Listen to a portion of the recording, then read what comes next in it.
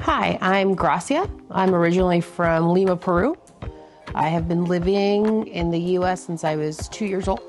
I have been here since 1989, so the majority of my life. I feel like the Latinx community has been represented a lot more lately, sometimes for better, and sometimes I feel like it's just taking bits and pieces that serve what they want to convey, but they don't really get down to the nitty gritty a lot. For example, Canto came out a couple years ago, and as a little girl, the little girl inside me, I should say, I'm watching this movie at 34 years old crying because I finally have a Disney movie that sounds like me and it looks like me. And Luisa's story is, I think, the story of every firstborn daughter to a Hispanic or a Latinx family. We have to put on a face, we have to be strong no matter what. But it only shows sometimes, I feel like, the really pretty parts, the very colorful parts, but it doesn't show a lot of the struggle. And I think that that's a lot of what we see in a lot of the current Latinx exposure. The way that this has affected me growing up, I remember a lot of the times, there were times that my parents would be asked a question and I know what they wanted to say, but them having learned English in their 30s, they didn't have the vocabulary to really be able to express themselves. So I remember being a 10, 11-year-old girl really having to answer for my parents because I knew what they wanted to convey. I remember when I was here in Kentucky, I was going to a private school and I was the minority for the school. There was nobody else there of color except for myself. And then my brother when he started to go to the same school. So I had to do a lot of teaching. And I was really too young to be doing that kind of teaching, but I was surrounded by people that didn't know my culture, didn't look like me. So it was put on my shoulders to do so. So now, for example, I have two kids. My husband is American, he's white. And my kids don't have the same complexion as I do. They're a lot lighter than I am. And a part of me, like that real Peruvian aspect of me is like, man, I wish that they were tanner. I wish that they looked more like me. But the girl who grew up in Florence, Kentucky in the 90s is like, I'm so happy that they don't look like me because they're not going to have to go through all the bullshit that I went through growing up in Kentucky. They pass and I don't have to worry about them being called the names that I was called and being made fun of for things, because if they don't want to speak Spanish in front of these people, they don't have to know that they're half Hispanic. Body standards in the Latin community.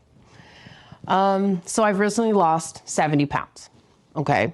And the thing that I don't think people mean it, but it happens with all the tias and, Gracia, you've lost so much weight, you look so skinny, you look so beautiful. Bitch, I've always been beautiful, even when I was chunky.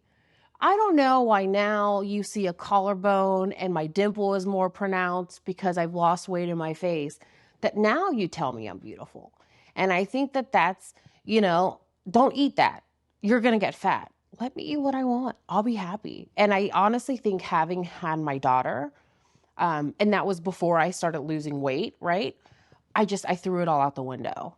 I didn't lose weight to conform. I didn't lose weight to try to look like Jennifer Lopez. It was hurting my back. It was hurting my knees. And I really couldn't crawl around on the floor and play with my kids like I should be able to. But it wasn't because I felt like I needed to. But I think that the beauty standard is very cut and dry. You have to be thin. You have to wear a certain type of clothes. And if you've got a little bulge here or there, try to hide it or just go along with it. But I think I don't know. I remember now growing up, I was always called gordita. And I've always been a little thick. I've never taken that to heart. But when I tell other people, who are not in the Hispanic community, like, oh my God, your parents called you a little fat girl? And I was like, yeah. I mean, it doesn't bother me. I call my son that now, like, gordito, come here.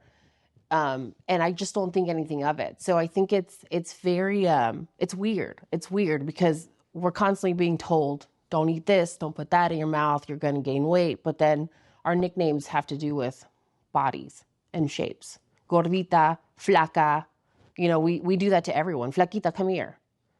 And I find myself doing it. I'm like, why are we like that? So I think that our culture is it very much revolves around big or small. I think what I would like to be changed is body standard. I mean, and I don't even want this just in Latinx community. It's just let people live, let them be happy the way they are. And if they happen to be going through a period of weight gain, there must be a reason for it. So let's talk about the reason instead of, oh yeah, you're getting a little thick. Let them get thick, maybe that's what they want. Or if they're losing a lot of weight, if it's not making them sick, just leave it alone. I think that I think we as a society are so caught up on how people look, what they're doing, what they're not doing. Why are they skinny? Why are they fat? And it's like we obsess about it, but we don't look at ourselves in the mirror and say, hey, like, what are you up to? And as far as representation, take the good with the bad. We have the tia toxicas, just like we have the tias who are always making things better. There's a lot more to us than just bright colors and happy songs and big butts and lips, right? So I take the good with the bad. Take it all as one. Don't just pick what benefits you or what looks good and then leave the rest behind. What I love about the Latino community. Obviously, I feel more at home there. It's the community that I grew up in. But, deep down, I think that it's very loving, very caring. We take everyone in, no matter if you're, Latino or not. I have a lot of friends who are, from the middle of Kentucky, and my parents treat them like they're Peruvian. And they at first don't know what to do because they're getting hugged and kissed by everybody. And then, after a few years, they're like, okay, I'm used to this now. My husband is, the prime example.